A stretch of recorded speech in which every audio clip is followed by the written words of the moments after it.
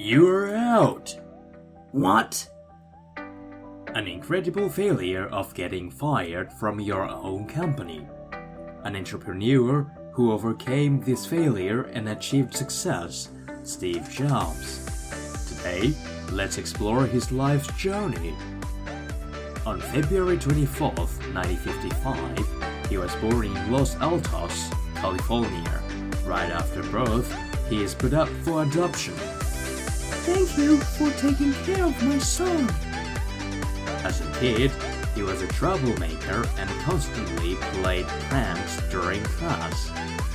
Whoosh! Knock it off, Steve!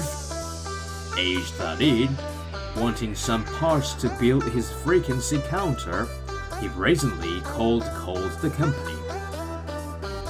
Could I have some spare parts, please?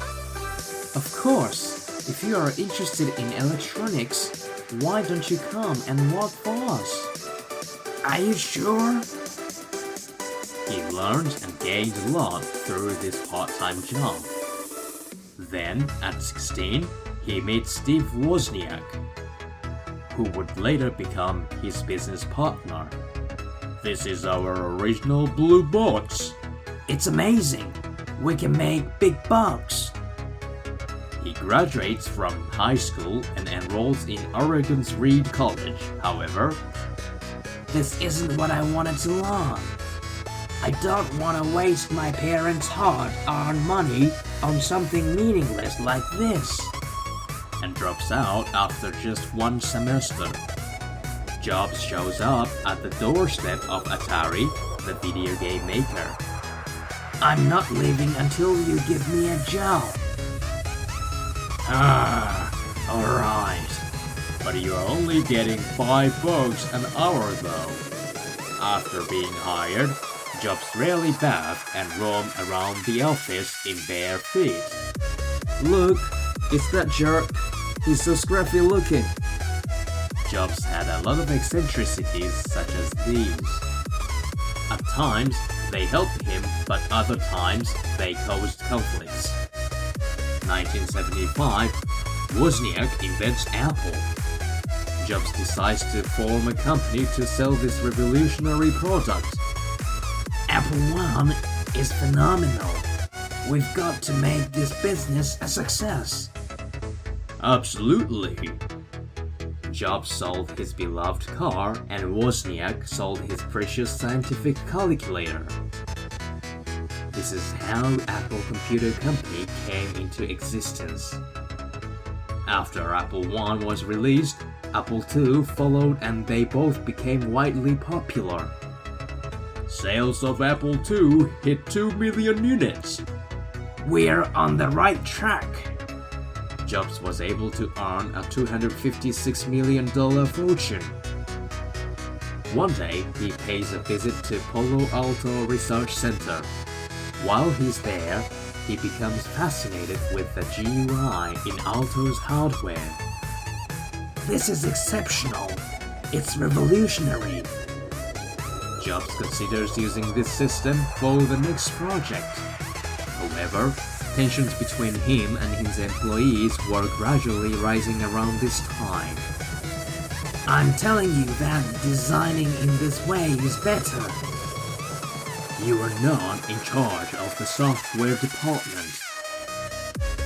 Yeah, stay out of it. The CEO at this time gets fired due to his deteriorating relationship with Jobs. To replace him, Jobs recruited Pepsi CEO John Scully. Do you want to sell sugared water for the rest of your life? Or do you want to come with me and change the world? I will change the world. However, what? A loss? That's impossible. Jobs grossly overestimated the demand for Macintosh and the company posted a loss for the first time ever. The business declined. Apple is forced to lay off 1/5 of its employees. Then, you're disruptive to this company. You are out. What? Jobs is forced out of a company that he himself had founded.